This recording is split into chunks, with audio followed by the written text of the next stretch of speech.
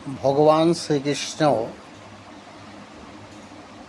তার মনের ভাব প্রকাশ করে বিভিন্ন ধর্মীয় গ্রন্থে বলেছেন, দান নিঃস্বার্থভাবে মানুষের করা উচিত। সেই দান কীরকম? মন্দির মসজিদে যদি দান করেন,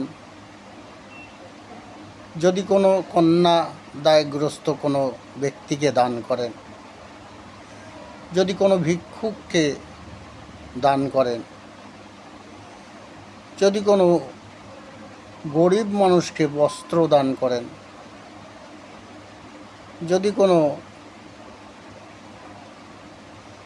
রোগীর সেবা শুশ্রূষা করেন, যদি আত্মীয় স্বজন বাড়িতে আসে তাকে যদি সযত্নে সেবা করেন, এই সমস্ত কিছুই কিন্তু দান। তবে দান কখনো বিফলে যায় না, কিন্তু সেই দানের মধ্যে নিঃস্বার্থ দান থাকা প্রয়োজন আছে। আপনি যে দানগুলো করবেন, সেই দানগুলো আপনি ডান হাত দিয়ে দান করবেন, কিন্তু আপনার বাঁ হাত যেন জানতে না পারে, তবেই তার কৃতকর্মের ফল আপনি পাবেন।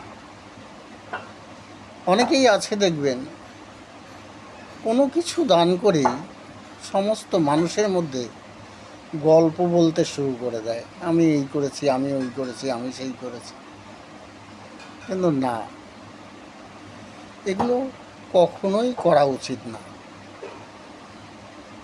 দান করলে তার পূর্ণ ফল আছেই, এতে একটু ফল নেই। সেই পূর্ণ ফলটা কেমন? দেখবেন, আপনি কাউকে হয়তো কোনো কিছুতে সাহায্য করেছেন, সে যে কোনো ব্যাপারেই হোক, আপনি কাউকে সাহায্য করেছেন। সেই ব্যক্তিটা হয়তো আপনাকে কিছু সাহায্য করতে পারেনি বা করেনি, কিন্তু তাই বলে এই নয় যে সে বেঈমান।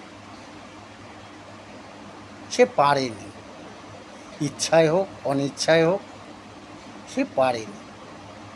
কিন্তু দেখবেন, আপনি যে দান করেছেন, আপনার কোনো অসময় যে কোনো বাধা বিঘ্ন যাই কিছু আসুক না কেন, দেখবেন আপনার পাশে কেউ না কেউ এসে ঠিক দাঁড়িয়ে গেছে।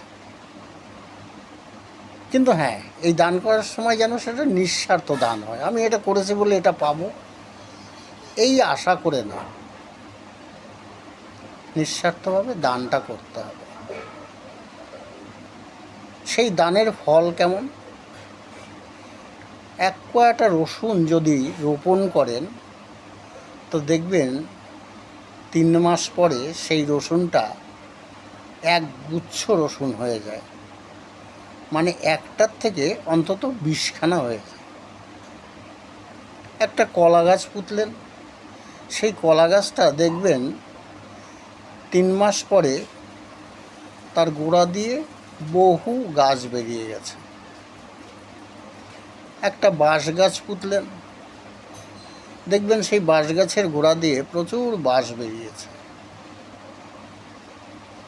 একটা ধান গাছ পুঁতলেন, 2-3 মাস পরে দেখবেন ওই ধান গাছের গোড়াটা দিয়ে প্রচুর ধান গাছ বেরিয়ে গেছে। পুঁতেছেন একটা ধান, কিন্তু প্রচুর গাছ বেরিয়ে গেছে। তো এই নিঃস্বার্থ দানের ফল হলো তদ্রূপ। আপনি একটু চিন্তাভাবনা করলে, ঈশ্বরের প্রতি যদি একটু চিন্তাভাবনা থাকে, তাহলে আপনি এর ফল বুঝতে পারবেন। নচেত না, ঈশ্বরের পথে যদি আপনার বিশ্বাস ভক্তি থাকে, আপনি এই দান বুঝতে পারবেন যে আপনার কৃতকর্মের ফল আপনি পাচ্ছেন। নচেত না। কথাগুলো যদি ভালো লাগে, আমি ধন্য হব, এই বলে শেষ করলাম।